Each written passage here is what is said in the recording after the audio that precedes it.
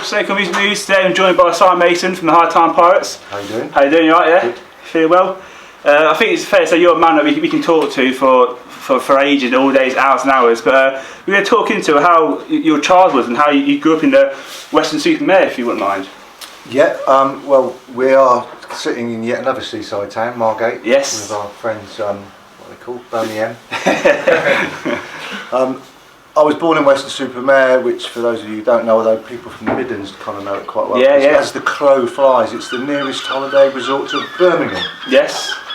So my early memories of bank holidays particularly was loads of skinheads and mods and rockers kind of turning up in Western on bank holidays and thinking that they could handle the local cider and realising after a couple of hours that they couldn't.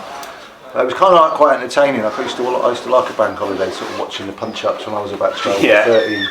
Because it was the most exciting thing that ever happened, is the reason I'm talking about it. There's worse places to grow up for sure, but for me, I can't remember clearly sitting on the high street one day when I was about 14 or 15 and thinking to myself, that will be me in 2 years, 5 years, 10 years, 20 years. And if that's what you want, that's cool, but I didn't want that. Absolutely, yeah. So obviously you're known for your drug taking and that. So how did you first get into taking drugs and at your age, young age back then? I suppose curiosity, really. Yeah. I kind of quite enjoyed it. I mean, the first time I drank alcohol, more or less the first time, I ended up drunk to the point that I couldn't stand up and was sick, paralytic drunk. That didn't really change over the rest of my drinking career. I think the intrigue of I mean, look, I went to see the Jam when I was 12, right, and my world changed that all recognition. I consider myself, I'm not a young kid anymore, and sometimes when I feel like I'm getting on a bit, I think, but I saw the Jam. Yeah, but and it sort of takes the sting out of it. And I saw them at Stafford Bingley Hall, and I saw them at Birmingham Bingley Hall, and that was kind of like being at school, and I was in this really authoritarian boarding school, heavy duty Catholicism and thou shalt not and don't, and all that kind of stuff and all the other horrible shit that happened. And I went to see the Jam because I had a mate whose parents were really cool, a bit like me as a parent now. And my world changed, and I just realised there was another world outside of what I was being told. And so that's really where I kind of got hold of music, rock and roll, call it what you want. And so then, of course, you kind of start reading about the lives of the people whose music you're listening to, and of course, a lot of them, not all, drugs were a big part of that. And you listen to the White Album of the Beatles or anything sort of post-Revolver by the Beatles, and clearly they were not sitting there drinking a cup of tea. No. And I suppose I sort of made the sort of connection that that if you want to be creative, that's kind of one of the routes you might take. So I did. Absolutely. So you mentioned your childhood there, and you had quite a rough childhood. Do you turn to drugs for a sense of freedom in a way? Would you say? Well, let's qualify rough, shall we? I mean, there was a lot of death. Yeah. There was a lot of death. My aunt, who I adored, she was like a second mum. She committed suicide when I was 7. My dad died when I was 11. My grandfather, who had come to live with us, he died a year later. One of my best friends at school dropped dead in front of me. So all that, by the time you're 12, it's quite heavy. It's quite insane life to experience, I'd say, wouldn't it? Like, it's dark, man. Not many people go for that at the age of 12, not unless you live in a fucking war zone. Well, that's true, yeah. So that's when you say it was hard. That is hard. Yeah, massively, yeah. And then I can only speak for me, kind of discovered that drugs and alcohol kind of made all that stuff go away. Absolutely, yeah. So I think, even though I say that with the benefit of hindsight, at the time I thought I was getting pissed and stoned for the same reason as everybody else was, but perhaps I wasn't. Cool, yeah. Do you remember the first sort of drugs you started taking when you first started, and what were they? Yeah, just smoking hash. Smoking hash, sort of listening to. I remember listening to an Only Ones album, like either the second or third time I got stoned, and I'd listened to it before. And then I got stoned and listened to it, and it was like I was listening to someone else completely different records, sort just of like, thing, yeah. Like wow. And so it was a good fit. And then I guess you might call it a fairly standard progression for people like me. You know, hash and cider, hash cider and speed, hash cider, speed and acid. Not always all at the same time, but sometimes. Yeah. And I suppose the big switch up, and the point at which more sensible people than I would stop is when you come across heroin. And I didn't really give it a second thought. Someone put something in front of me and I don't know how old I was, 19, something like that, 20. And I probably, somewhere in my deluded mind, thought, well, you know, good enough for Keith Richards. Yeah, you just went with it. What could possibly go wrong? It won't happen to me, you know, and unfortunately it very much did happen for me. Yeah, so at a young age, how did you fund your drug addiction? Well, with a gyro for a while. I mean, look, you know, I get asked this question a lot because I'm a parent of a 12-year-old daughter, and people say, do you regret all that sort of stuff? And my answer, you know, going on to sell drugs, the answer is I wouldn't do that now. No, yeah. Right, so I'm not moralising about this. I'm not actually anti-drugs, I'm not anti-alcohol. If people don't do that stuff and get a positive result out of it, then fucking more power to you. But for addicts, and I am a recovering addict, it was only ever going to end one way, right? And so I fully bought into the culture of, well, if I buy a bit of that, I have some for myself, and then they need some, and and you know, I didn't see that as crime because I didn't think drugs should be illegal. That's what I thought at the time, and I actually don't think they should be now either. Actually, I think we'd have a far more humane and successful drug treatment program if we stopped putting people in fucking jail all the time and actually dealt with it like they have done in Portugal and other parts of the world as a social problem rather than a criminal problem. But anyway, rant over. So I just kind of bought into the whole culture, and I think there's a question coming up in a minute, and something happened at Glastonbury one year. Do you know what, I think it was 1990. The Happy Mondays were headlining. I already had a job working there, and so I had access to the backstage area, and I had access to what was then called the Travellers Field, which, as anyone who knew what they were talking about back then would tell you, that's where you're going to get really good drugs. Sorry, Michael Eavis, if you're watching this. I ain't going to lie. Yeah. I still like to play. You know, but look, my book's honest, I'm honest. I ain't going to sugarcoat it. And anyway, so I met someone from one of the headline bands, and they needed something that you wouldn't really ask for in the backstage bar, and he kind of figured that I might be able to help him with that, and I could, and I did. And in exchange, he gave me a bag of ecstasy and said, look, if you want to get rid of some of them, and thus my whole relationship with music and drugs and people in the industry kind of changed in an instant, because what he'd given me was probably the best quality ecstasy that anyone's ever brought into this country. And so I kind of arrived and got a name and just kind of trundled on like that. You know, we have all these ridiculous ideas about people who take drugs and people who sell drugs, and I don't advocate any of those things. You know, this is just my experience. But you know, this idea that people hang around outside school gates trying to get kids on is fucking nonsense. Yeah. You know? People in the music industry, the creative arts, in society in general, lawyers, but you know, it's not like people don't do it. And at some point, someone has to be the guy that go and see him. And that became me. So how, obviously, you came a drug dealer into, a drug taker into a drug dealer, sorry. Yeah. What was do you remember the first time that actually happened to you started dealing drugs for a band?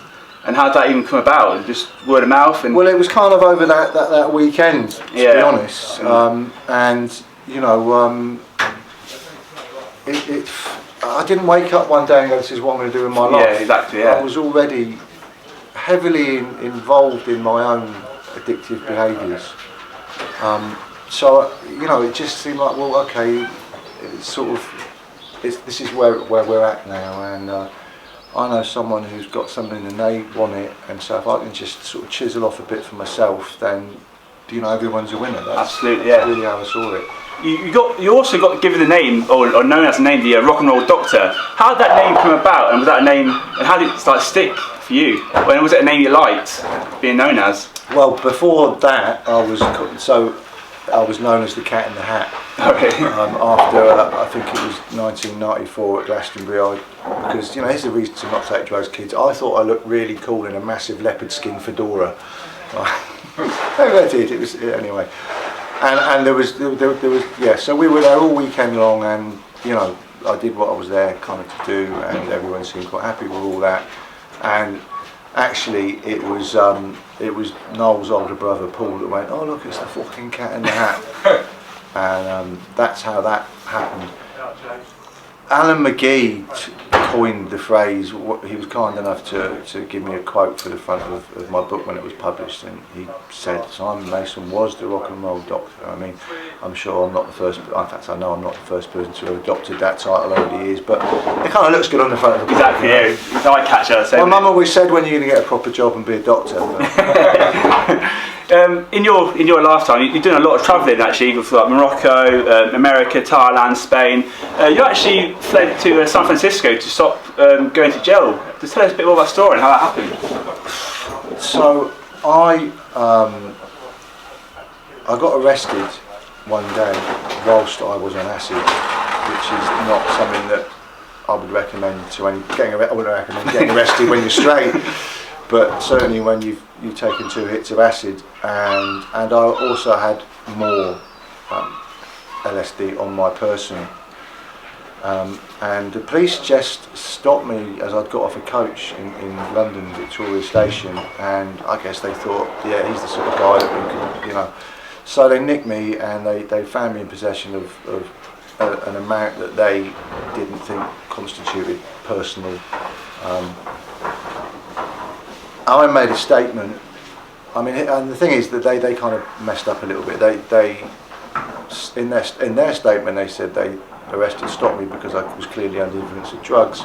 They put me in a prison cell. They didn't get a doctor. They made me do an interview whilst I was tripping, which is actually inadmissible in court, which is kind of what happened. But before all that happened, I was kind of reliably informed that I was looking at probably 10 years in jail. Because back then people were getting huge sentences for relatively small amounts of possession of drugs.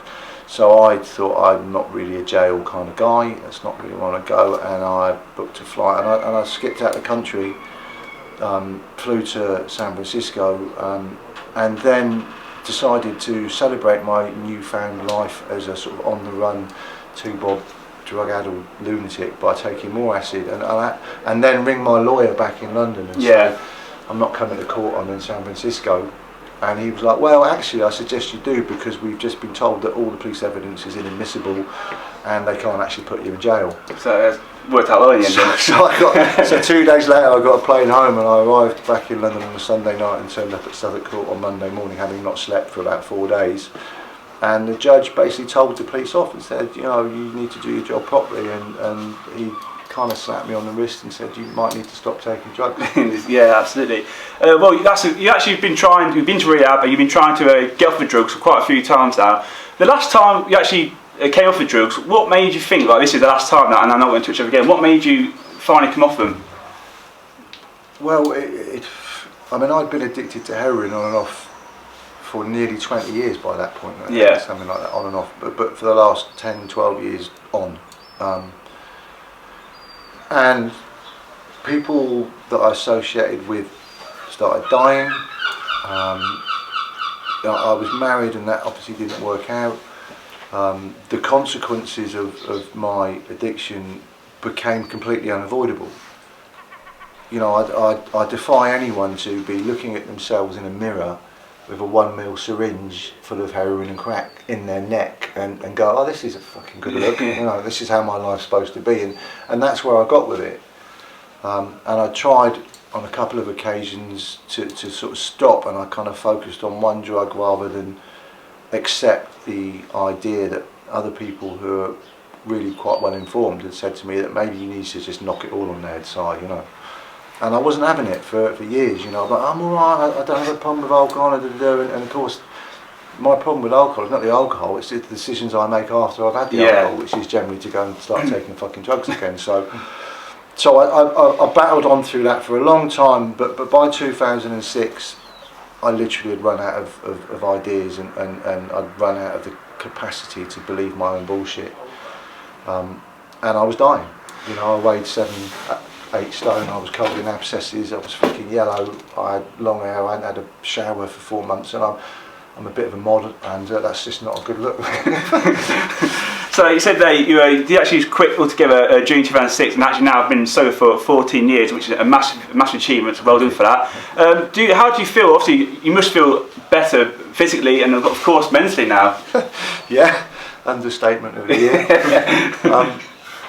I mean, the first few months were difficult because I didn't have a detox, so I didn't go to treatment, and I just had to. I went to a self-help group, and I sat in meetings with people, and people showed me a ridiculous amount of love and compassion and understanding and an identification, because I just thought I was the most wretched, worthless piece of shit that had ever fucking popped himself into the world, you know. And when you feel like that, you treat yourself like that. Absolutely, yeah. But it was through a process of just spending a lot of time, and I say a lot of time, like all day, every day, for a long time, with other people that were all in recovery and all basically just trying to stay clean. And after those, I'll tell you what, I remember this one day, I was probably 3 months clean and sober, and I was on my way to one of these meetings, and I'd got my CD disc player out of the pawn shop, and I can't even remember what CD I put in, but I hadn't listened to music properly for years and years and years, because I was it made me feel sad, because it was a bit kind of like torment, you know. This is what you used to be into, this was important to you, and now you're a fucking junkie. Anyway, and I put this album on, and I just felt my sort of back sort of straighten up, and I felt, do you know what, I feel alright. Not like I feel $1 million, not like, you know, but I just feel alright. Better than you did, like. And a bit of a sort of swagger. And then it dawned on me that I'd spent the previous, I don't know how many years, using drugs, experiencing all that fucking madness and hurting other people, and I wasn't feeling alright.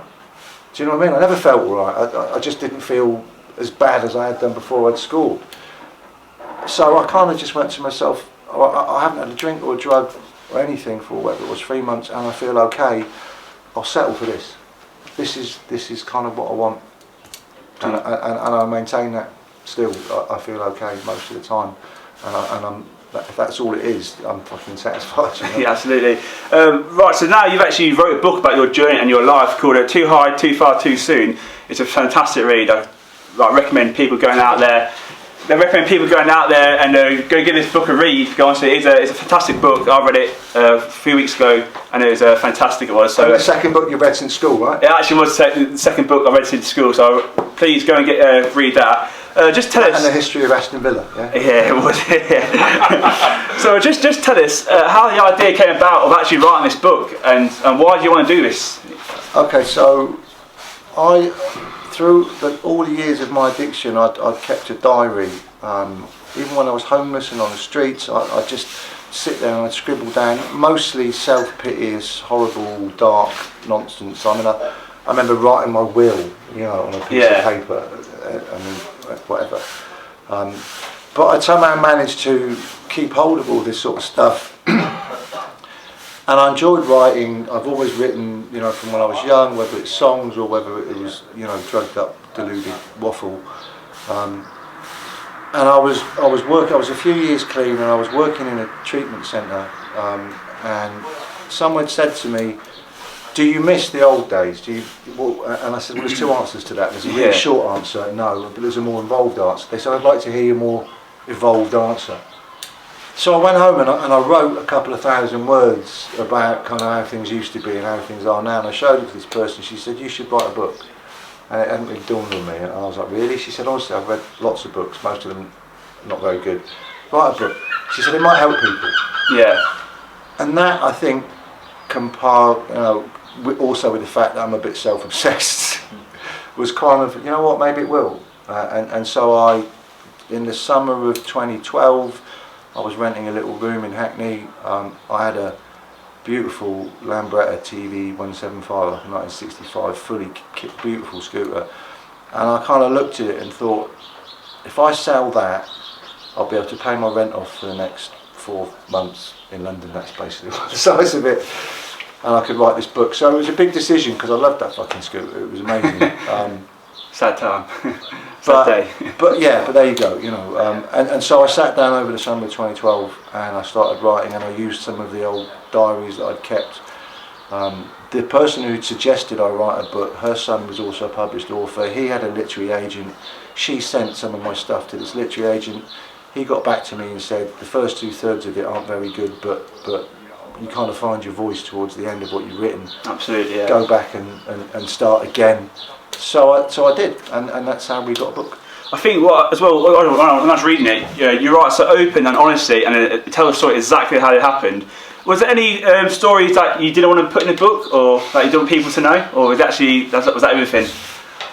There's some stuff in there that should my daughter Tabitha, when she's older, want to read it. There was some stuff that I thought, I don't want to put that in. Yeah. She doesn't need to read that about exactly, Dad. yeah. You know. So yeah, there was some stuff that I didn't put in, but I think we've got another question a bit later because there's going to be an updated version. But what was important is in there. Yeah, well, absolutely. As well, do you feel it's a massive weight off your shoulders to write this book? Obviously, your mum, when you were growing up, didn't know what you should get up to. So obviously, when I think she's read this. No, she hasn't. She not. No, my mum is. It would have been like me picking up the history of Manchester United. Fantastic. Yes, but do 6 times. It wouldn't have made any sense to her, and she wouldn't have got anything out of it. And she said I should read it. I said you don't need to. All you need to know is that I'm all right. Yeah, absolutely. You said a minute ago that there is going to be a 20,000 words updated version. So people have been asked, because like I said, I wrote that 8 years ago. It was published 7 years ago, and it seems to me, you know, and you've read it, you know, there were so many opportunities in the book where I was kind of knocking around with musicians where if I kind of hadn't been a fucking raging drug addict, something might have happened. Absolutely, you know, some of the bands that I tried to put together, some of the opportunities through the people that I knew. And here we are, you know, a few years post-publication, and 2 albums, 2 EPs, and a Hightown Pirates. It feels right that I perhaps write a kind of what happened next, you know. Absolutely. So it actually says in the book that you don't know what you want to be yet. Have you still found what you want to be, or are you still not sure? I know what I don't want to be. I wasted a lot of years scurrying around Hackney trying to get 10 quid together to stick a needle in my arm, basically. So what I don't want to be is bored, and what I don't want to be is watching fucking daytime telly, and what I don't want to be, and no offence to people who do that for a living, I don't want to be sat in an office all day, because I did that in recovery. I went and worked in a treatment centre, and I was just in a computer, and I just want to, what I want to be, without sounding too self-important, is I'd like to be a bit of inspiration. And that's the point of Hightown Pirates. The collective now is all people that are in recovery, and that's what we want to be, because I think there are a lot of people. What I needed inspiration. You know, I said, when I got clean, and I met people that kind of got it and understood where I was at, and they understood probably what I needed to do. I'd like to be that. Absolutely. So your dream was always to be a frontman, which you are now, a successful frontman of Hightown Pirates. Successful, mate. Doing pretty well. Potentially doing well. Creatively successful. How did that band come together? Because they're all the members are recovering alcoholics, recovering drug addicts, I believe. Well, another band that should have been massive but weren't, are one of my favourite bands. They're a band from Liverpool called Shack. Right. Who formed in the late 80s, early 90s. Mick Head is their singer-songwriter. I think he's a genius. Noel Gallagher thinks he's a genius. Liam Gallagher thinks he's a genius. Pete Townsend thinks he's a genius. And he's a fucking genius. And he's also a friend of mine. And he needed some of that inspiration. Absolutely, yeah. A few years back, maybe, to sort of get himself into a better place, should we say. And so we became friends, and we used to go for these long walks in Liverpool, primarily from one pub to another at first with him. But eventually we found ourselves in a place called Crosby Beach, which is just at kind of the end of the dock road in Liverpool. and Mick decided to have a game of fantasy rock and roll band, which is things that musicians do, like who do you have on drums? Who do you have on drums? Rick Butler. Rick Butler, right? One big figure from Dr. Phil. Right, so that game, right, then you'd have so, and anyway, so we played that, and then he said, what about fantasy pirate ship? And I'm like, what the fuck's fantasy pirate ship? He said, well, you've got to choose a crew of 6 that you'd have on your fantasy pirate ship. And I was still a bit lost. He said, he said, I'd have Gordon Ramsay as ship's cook. I'm like, why? He said, well, because he can cook and he can probably take care of himself when it comes on top. I was like, okay.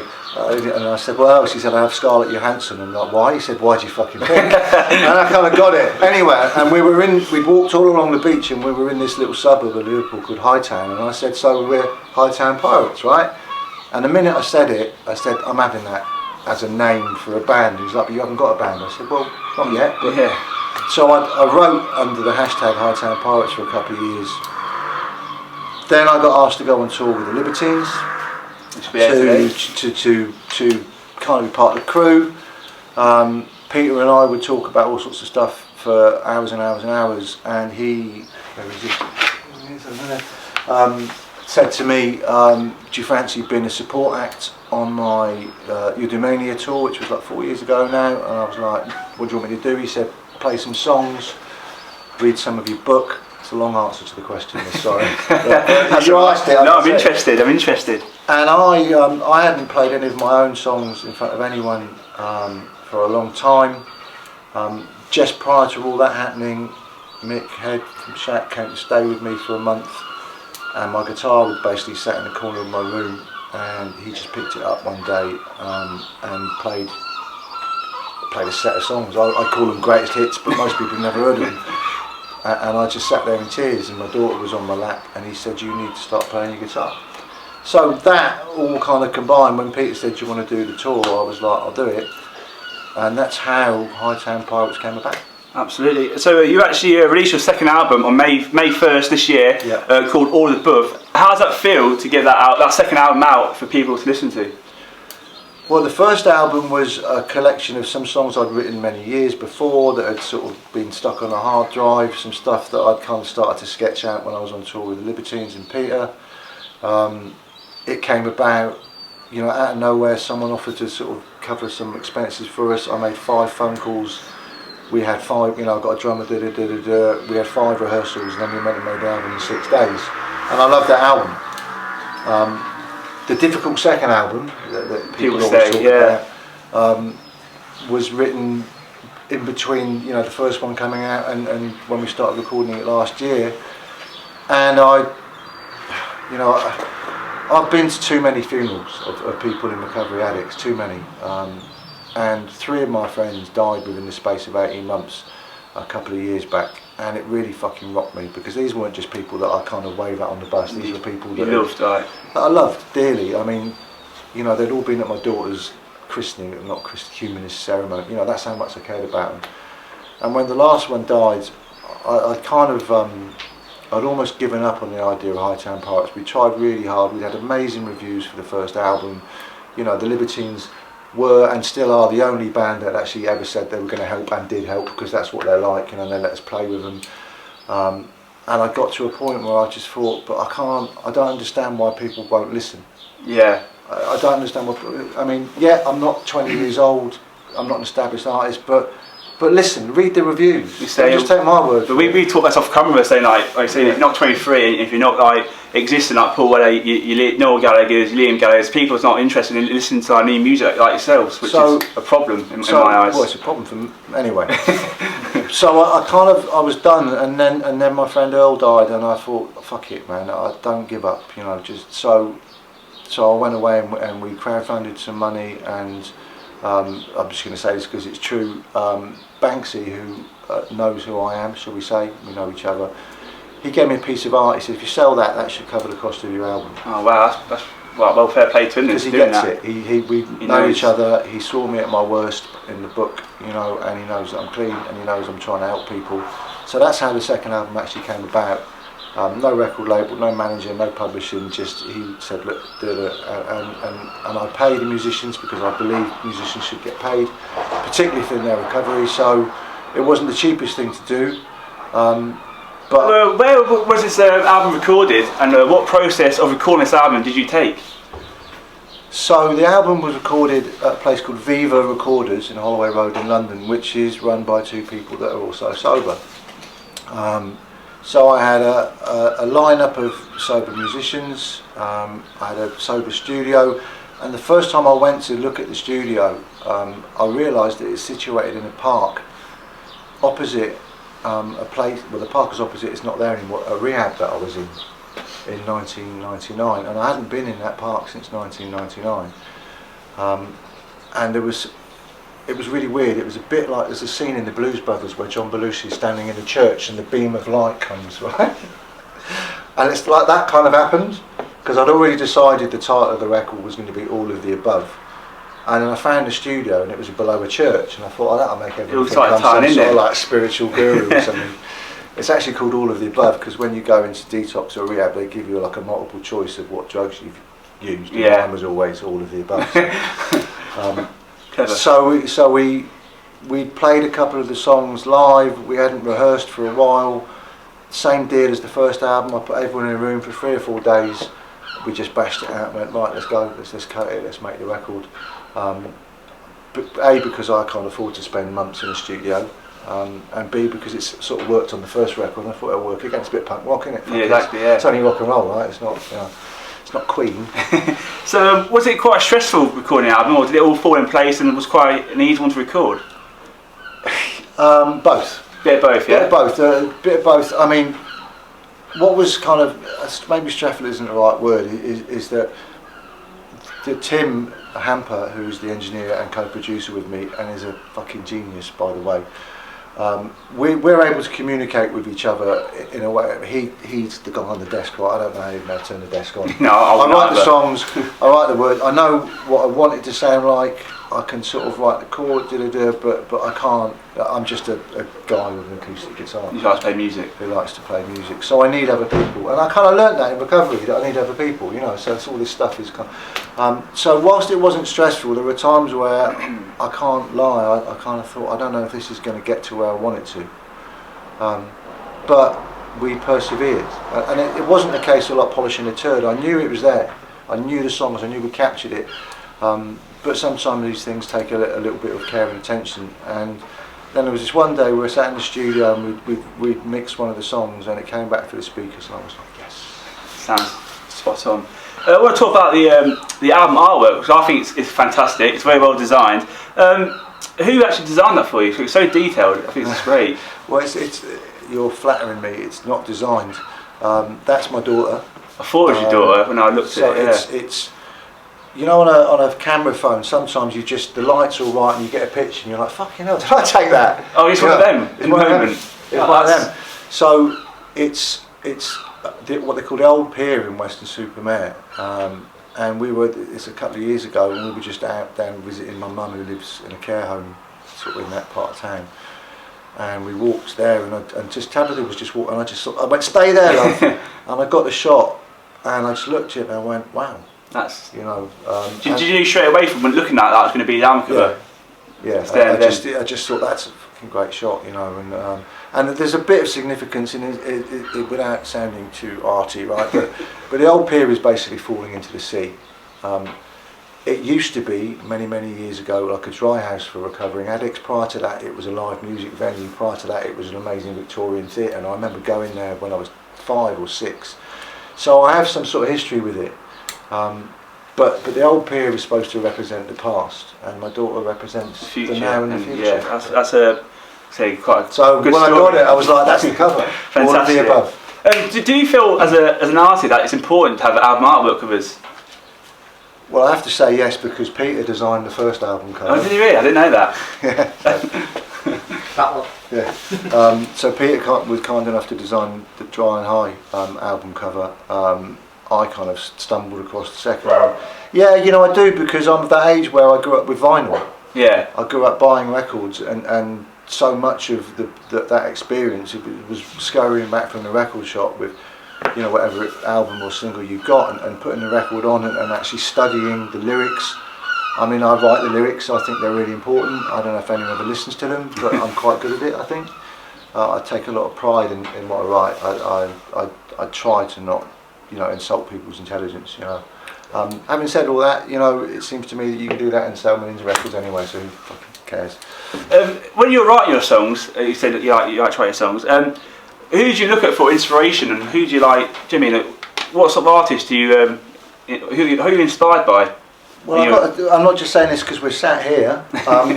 He's got some sort of secret microphone. But when I did that tour with them, I hadn't been around the industry really, apart from going to see some gigs for a long time. And I was fortunate to be around these boys for 4 months on a European UK tour, and I kind of thought I missed this. Not that I'd ever achieved that level of success, nothing close, but in fact none. But I was like, I missed this thing of getting people together and just having that connection with an audience. And so all of that, all of the above and the first album came from that experience. But as far as writers go, Mick Head from Shack is a huge hero of mine. I fucking love Pete Townsend. I think he's the greatest ever. And all the kind of usual suspects, the Stones and the Beatles and all that kind of stuff. But I'm also a massive fan of an American band called The Hold Steady. They were the first band that I went to see when I got clean, and that was as much of a life-changing moment as seeing the Jam when I was 12. A, because I realised I didn't have to be off my nut and drugs to go and see bands, and B, because I think Craig Finn from The Hold Steady is probably one of the best songwriters that's ever fucking lived. So where can people now go buy it, go listen to it, and where can people go and find this album of yours, or all of your albums, I guess? Well, Bandcamp would be my choice, because then you actually will help us make another record. Here's an interesting fact for you kids if you didn't know this. So we have a Hightown Pirates Bandcamp page, and if you buy our album, the band get the money, right? If you listen to it on Spotify, we don't get a fucking penny, nothing. So we haven't had any kind of real success as yet. So I can say we've had 65,000 streams on Spotify. I think we get 30p. That's incredible to say that in stats. And there's like 10 of us in the band, right? Yeah. So I would much prefer people to try and support what we do, and not just us, but musicians cannot work at the moment. We can't go out and earn a living. And it's great that you listen to us on Spotify and you go, hey, have you heard this band? And then people, but then go to Bandcamp and pay for the music. Because that's the only way at the moment, and for the foreseeable future. I don't want to be like the harbinger with doom, but I don't know if there'll be any festivals next year either. No, I won't ask people who've gone Glastonbury this year for the first time, but yeah. Right now, if you are a music fan, being on Spotify doesn't make you a music fan. It makes you someone that listens to music for free. Yeah. Being a music fan means actually putting your hand in your pocket and supporting the artists that you love. I'm sure, Kanye West has got enough dough, and Drake and all them boys, they do fine out of it, and that little ginger fella, they're all right. But for most of us, most musicians at the moment, we're staring into the abyss, thinking, So Bandcamp, Hightown Pirates, but if you really want to be a squeaky twat, Spotify. Absolutely. Simon, it's been an absolute pleasure. Thanks for coming on and talking to us about that. So that's it. So he's been Simon, I've been Jordan. Keep it snake up, and we'll see you again soon. Cheers.